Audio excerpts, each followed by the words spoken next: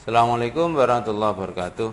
Pada pertemuan kali ini saya akan menjelaskan tentang klasifikasi materi.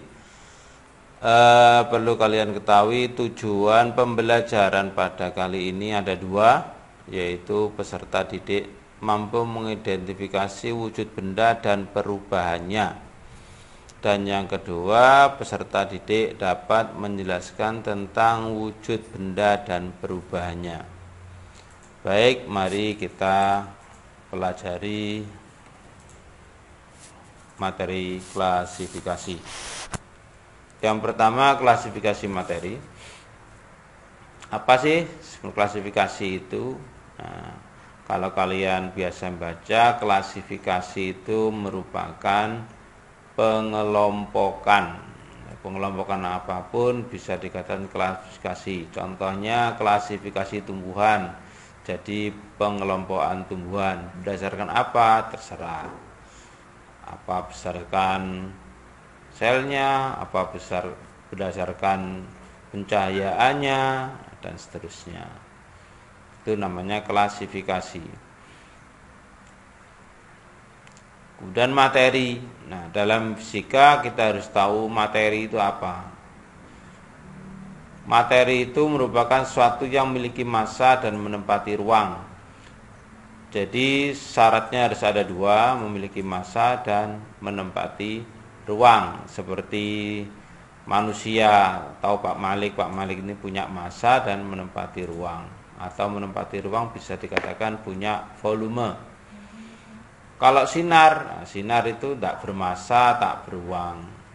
Kemudian kayak setan, jin dan seterusnya itu tidak punya massa dan tidak punya ruang, bukan dikatakan materi. Nah, sekarang bentuk-bentuk materi. Bentuk materi itu ada yang berupa bentuk benda padat. Nah, bentuk benda padat itu punya ciri-ciri ada 3. Yaitu volumenya atau bentuknya tetap, volumenya juga tetap. Seperti kalian lihat gambar es itu padat. Lupa kan berasal dari air, asal dari manapun tidak masalah. Tapi kalau bentuknya padat berarti volumenya tetap, bentuknya juga tetap. Kemudian yang kedua punya ciri jarak antar partikelnya sangat berdekatan. Jarak partikel ini tidak bisa dilihat, tapi karena berdekatan maka dia ikatannya kuat. Kalau ikatannya kuat, maka dia tidak mudah berubah bentuk. Nah, itu dikatakan benda padat. Kemudian yang kedua adalah benda cair. Di SD ini juga sudah dipelajari juga di materi IPA. Kalau benda cair bentuknya berubah, volumenya tetap, seperti pada gambar. Pada gambar itu air di dalam gelas, maka kalau air ini kita tuangkan di dalam botol, maka bentuknya kayak botol, tapi volumenya sama. Kalau kita tuangkan di mangkok, maka bentuknya kayak mangkok. Kemudian yang kedua, jarak antar partikelnya agak berjauhan, lebih jauh daripada zat padat. Makanya benda cair ini mudah untuk dipisahkan. Jadi kalau kalian mandi itu air di dalam kamar mandi, di bak mandi, di gayung itu sudah lepas dari komplotannya. Karena jarak antar partikelnya agak jauh, maka ikatannya agak lemah. Kalau dalam kehidupan sehari-hari kalian satu keluarga, bapak, ibu, anak, ikatannya jangan terlalu jauh. Nanti ya gaya tariknya kecil. Dekat-dekatlah dengan keluarga. Kemudian yang ketiga bentuk gas. Nah, bentuk gas ini volumenya berubah, bentuknya berubah. Jadi seperti dalam gambar ini adalah gas yang berasal dari air. Kalau bendanya dimasak, maka airnya berubah menjadi gas. Gas ini akan berterbangan ke sekitarnya. Dan juga kalau kita misalkan meniup balon juga nanti volumenya ya seperti balon itu, bentuknya ya kayak balon. Nanti kalau dimasukkan dalam plastik juga bentuknya kayak plastik, volume seplastik. Jarak antar partikelnya berjauhan. Jadi sangat jauh sekali, seperti orang pakai parfum. Orang pakai parfum disemprotkan di badan, maka orang di sekitarnya akan bau parfum itu. Dan juga ini yang sering biasa disalahgunakan adalah kentut. Makanya kalau kentut jangan dekat dengan orang lain, lari jauh. 1 meter, 2 meter jangan, masih kurang jauh, karena 2 meter itu masih bau. Kemudian yang kedua, akhirnya ikatannya, partikelnya sangat lemah, makanya gampang berterbangan. Itu bentuk gas. Kemudian gas-gas ya, benda-benda itu bisa berubah wujudnya. Nah, yang di SD juga pernah diajarkan juga ini, yaitu mencair. Yang pertama ini mencair. Mencair apa sih? Tentunya kalian sudah tahu, yaitu perubahan dari padat menuju cair. Contohnya apa? Contohnya ini, gambarnya saya masukkan adalah es batu. Es batu kalau kita letakkan di meja, maka dia akan mencair dengan sendirinya. Kalau dipanaskan lebih cepat lagi. Es batu taruh di lapangan basket, gitu. Nah, dia cepat akan berubah wujud menjadi cair. Yang kedua, membeku. Membeku ini apa sih? Kebalikan dari mencair, yaitu cair ke padat.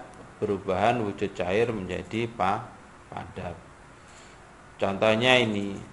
Ini adalah es di kutub. Turun hujan, kemudian karena sangat dingin, airnya menjadi es. Nanti kalau musim panas atau sinar matahari mengenai es di kutub, maka akan mencair. Menguap, yaitu perubahan dari cair menuju gas. Contohnya kita masak. Kalau orang tua memasak air, maka di situ ada uap air. Kalau sudah mendidih, jadi sudah mendidih, dipanaskan lagi, dia akan menjadi uap. Maka akan kelihatan kalau tangan kalian taruh di atasnya, lama-lama akan basah atau terlihat terasa basah.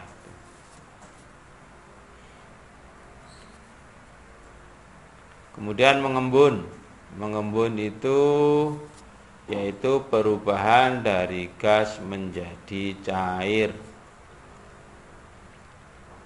Contohnya ini di pagi hari, di bunga-bunga atau di pohon-pohon ada gelembung-gelembung air, padahal tadi malam tidak hujan.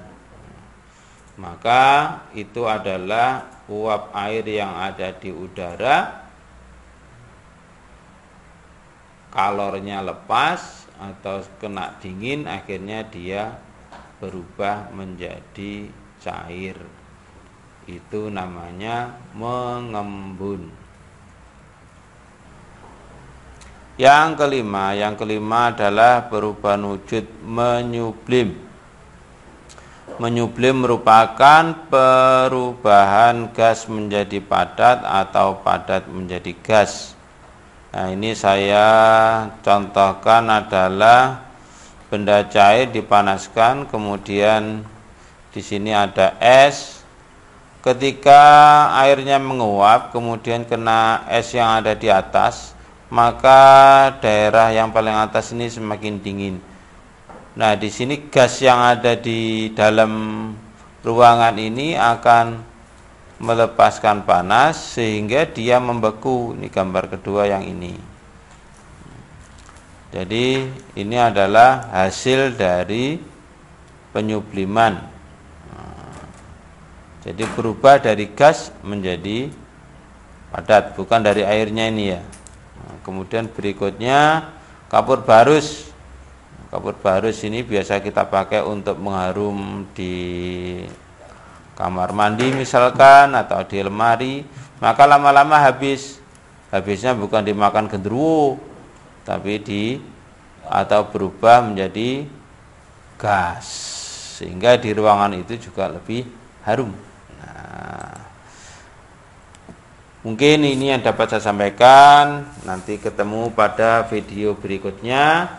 Berdoalah dan berusahalah dengan keras, kalian pasti akan berhasil. Itu yang dapat saya sampaikan. Assalamualaikum warahmatullahi wabarakatuh.